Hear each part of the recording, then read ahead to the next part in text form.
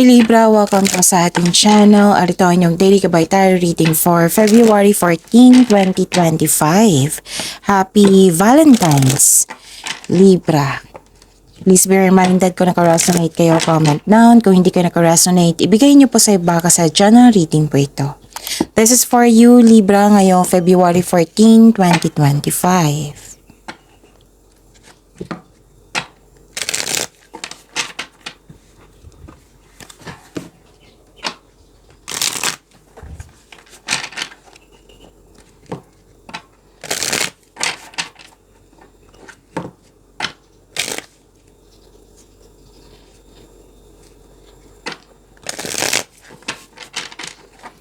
Para po ito sa inyo, Libra, ngayong February 14, 2025. Maraming salamat po sa inyong patuloy na suporta at maraming salamat din po sa mga hindi nag-skip ng ads. Gamitin ang reading na ito bilang gabay lamang sa mga hindi pa nag-subscribe. Subscribe na po kayo at click bell notification para malaman nyo na may bago tayong video. Para sa mga gusto magpa-reading po, may lumabas dyan sa screen nyo ngayon. Panoorin nyo po at sundin ang instruction. Spirit's Guide, mga ganap po para kay Libra ngayong February 14, 2025.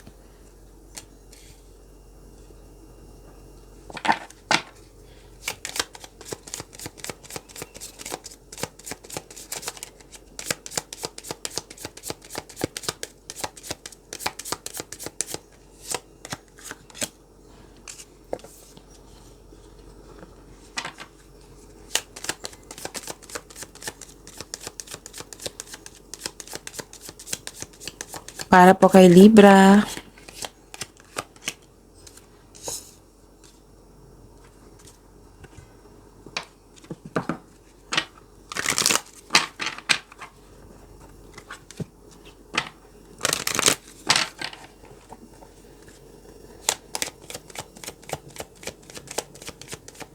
Spirit's Guide, mga mensahe po para kay Libra ngayong February 14, 2025. I need 2 cards po.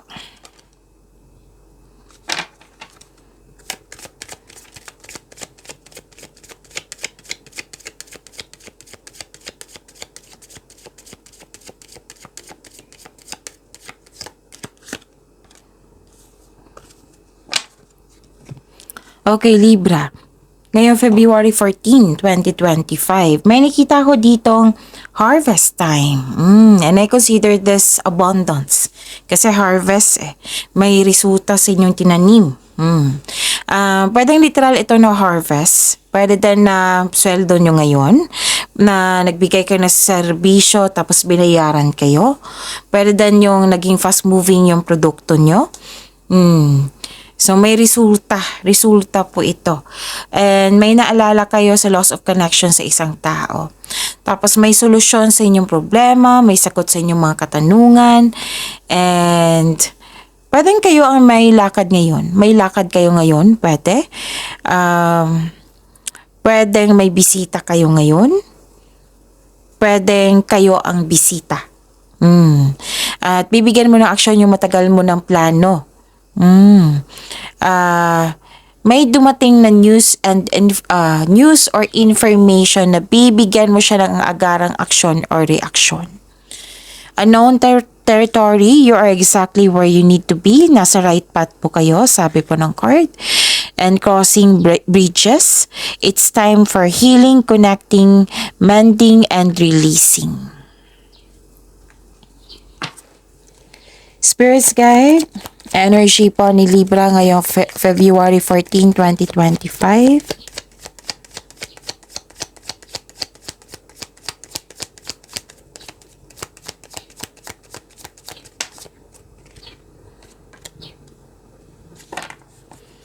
And the clarification of this card po.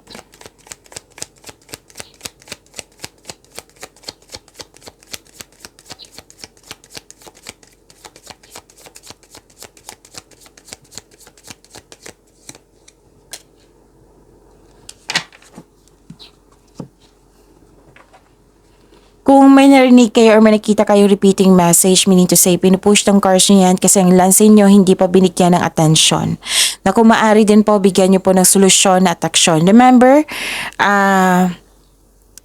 Libra, at the end of the day, alam mo na ikaw lang taong may kakayahan at responsable na gumawa ng sarili mong katotohanan at kinabukasan. So ano yung energy ni Libra?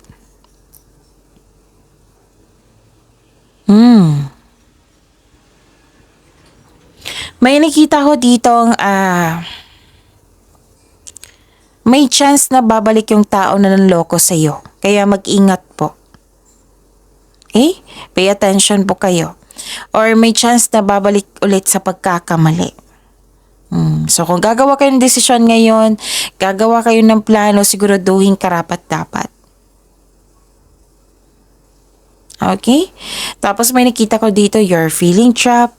Parang nakatali ka sa isang bagay, sa isang sitwasyon. Pwedeng sa isang tao. Nagkaroon din ng fear of letting go. Nagkaroon ng confinement. May celebration dito. Togetherness. Yes.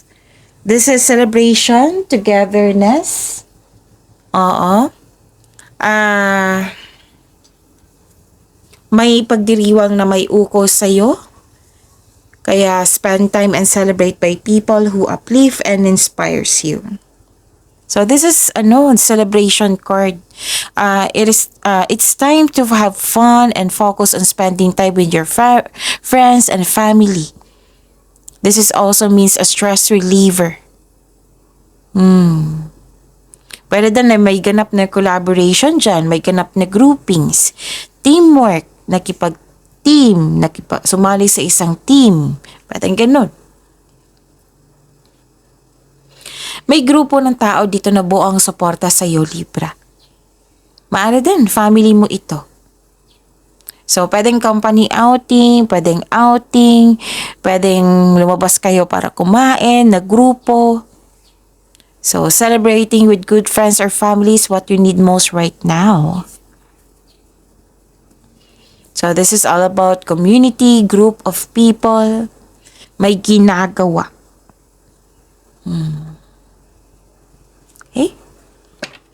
Spirits Guide, Career and Money po ni Libra ngayong February 14, 2025.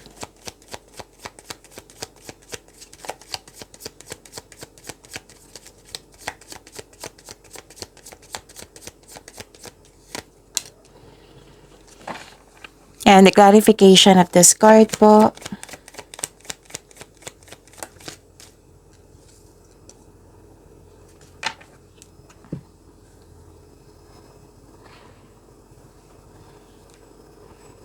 Okay, so career and money niyo po.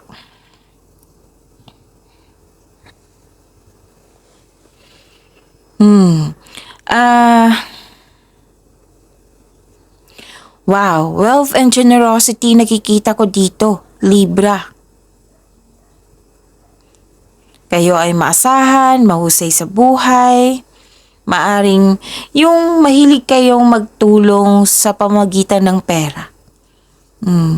Yung you're happy na magbigay ka ng pera, you're very supportive. You're very supportive, yung nagbibigay ka ng tulong dito na which is pera.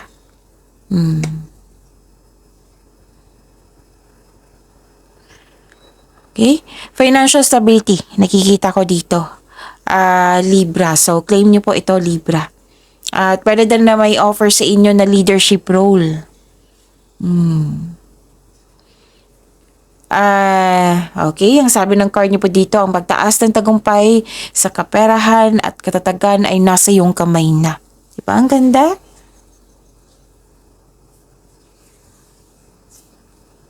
May yung sabi ko kanina sa inyo sa energy na may talaga, sunny puwersa, yung parating na kasosyo or may magbigay ng puhunan sa iyo upang tulungan ka sa pagkamit ng iyong layunin.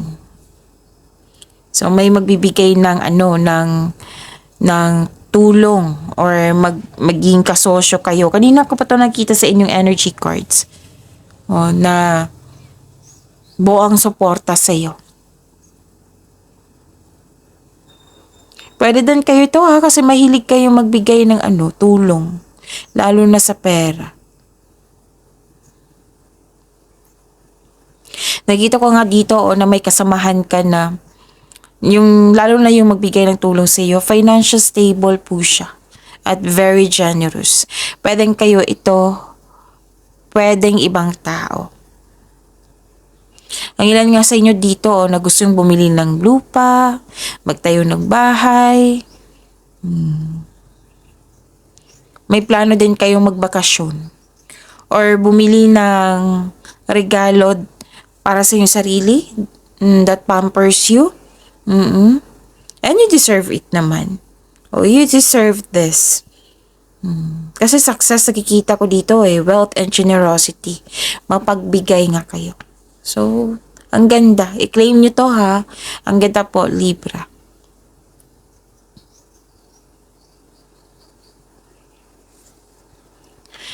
Nakikita ko rin dito, di ba may sabi ako na ang ilan sa inyo may balak magbakasyon? Nag-clarify po siya, 2 cards mismo. Nagsabi.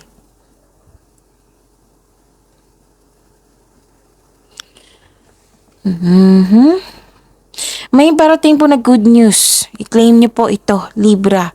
Pwedeng through email, text, phone call, or direct isabi sa'yo.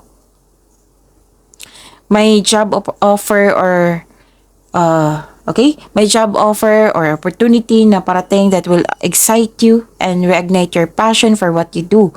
Yes, yung offer is naka-align sa inyong passion. So, magugustuhan mo ito. Kasi excited ka So, please expect na magiging busy kayo ngayon, Libra. So, this card asks you na i-prioritize mo yung task mo na may time management para hindi po kayo ma-burn out. Kasi marami kang gawain. Maraming iniisip, maraming ideas, maraming gawain. Just make sure you can deliver on your promises. Kasi yung ilan sa inyo, pwedeng deadline ito, pwedeng promises ito. So, kailangan nyo ng time management. Pagpaplano. So, nag-clarify din dito na may isang tao na very supportive sa iyo. 3 card na po nagsabi niyan ha, na may isang tao na very supportive sa iyo. Tutulungan ka niya. It might be hindi lang sa isang bagay, sa material na bagay, kundi yung regarding sa ideas mo. Maaring marami siyang karanasan na nag-guide siya sa iyo or nag-advise siya sa iyo para makamit mo yung layunin mo sa buhay. Lumabas nga Diba may sabi ako sa inyo na mahilig din kayo magbigay ng tulong, lalo na sa pera. Lumabas nga, may kausap ka dito na bata pa sa iyo na maaari din ikaw ito. Oo, na basta may dito, pwedeng siya na magbibigay ng tulong sa isang tao na nag-uusap regarding ano bang call, like for example isang bata, pamangkin mo, apo mo, anak mo, ano yung course mo, yung mahal na course, like medicine. Nag-iipon ka, may direction na sige, susuportahan kita niyan, mag-iipon ako, basta nag-uusap kayo. Gusto ko mag-abroad para doon na magtrabaho, kailangan ng placement fee. Yan ba yung kailangan? Basta may bayad, di ba? Tutulungan kita. Example yan ha.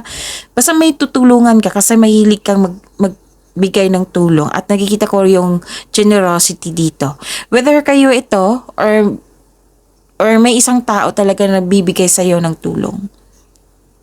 Kasi yan yung usually ginagawa ni universe ni God na, 'di ba, na may ibibigay siyang blessings na sa pamamagitan ng isang tao para tulungan ka. Marahil ikaw yon or yung tao na tutulong sa iyo. So expect na magiging busy kayo ngayon. Nakita ko dito stability. So far, ang ganda ng cards nyo. Spirit's Guide, Love Life, Self-Love, Partnership, and Romance ni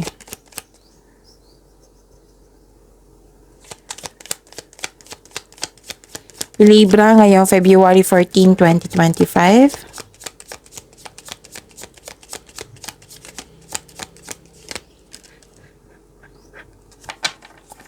And the clarification of this card po.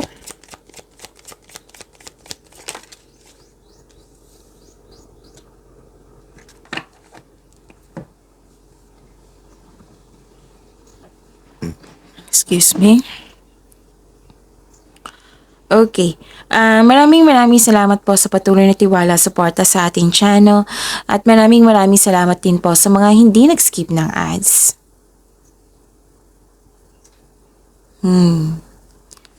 Okay, self-protection to eh. Ayaw mo nang masaktan, defensive ka, guarded ka.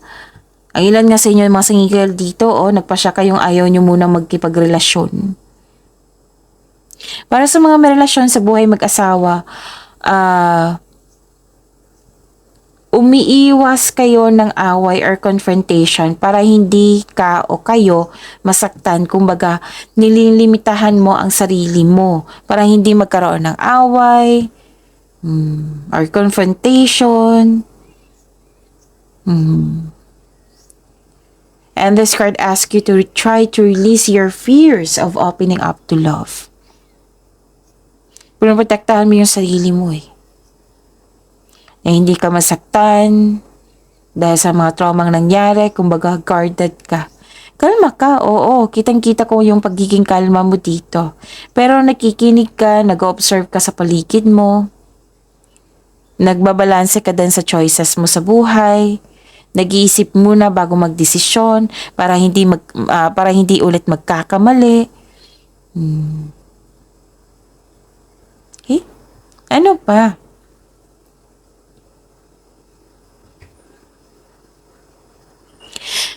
Nakikita ko lang dito na yung concern nyo, ang ilan sa inyo ang concern is hindi marunong magbigay halaga. Sunod-sunod na to Libra, sana'y ma-overcome nyo na ito.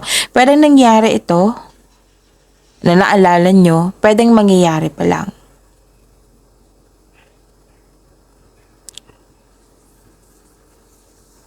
Sa mga single dito, na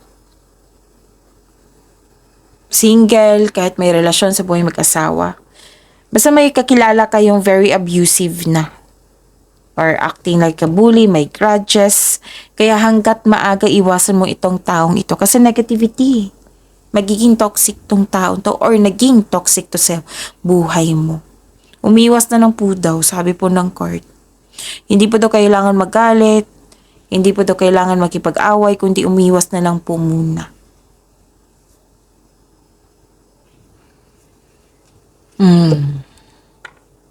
Nakikita ko dito yung pag-aalaga mo sa sarili mo. May ano dito, nag-spend time ka sa family, pwedeng sa mga bata. May nakita rin ako ditong motherhood eh. Pwedeng nanganak to, pwedeng inalagaan ka ng mother mo, pwedeng nag-uusap kayo ngayon.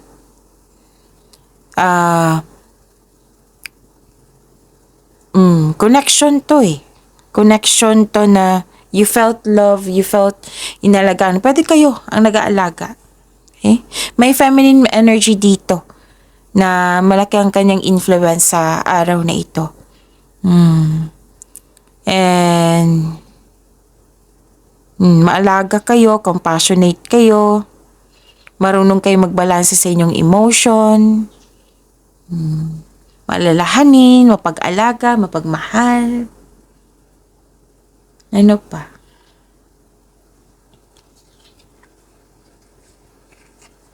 So mayroong concern lang po sa disharmony, yung hindi pagkakasundo.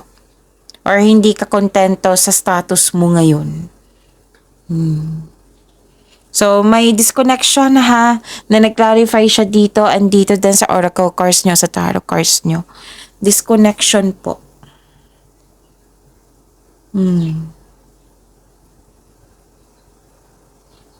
Pero may opportunity ka to turn the situation around. Maging mapagpasensya lang po kayo.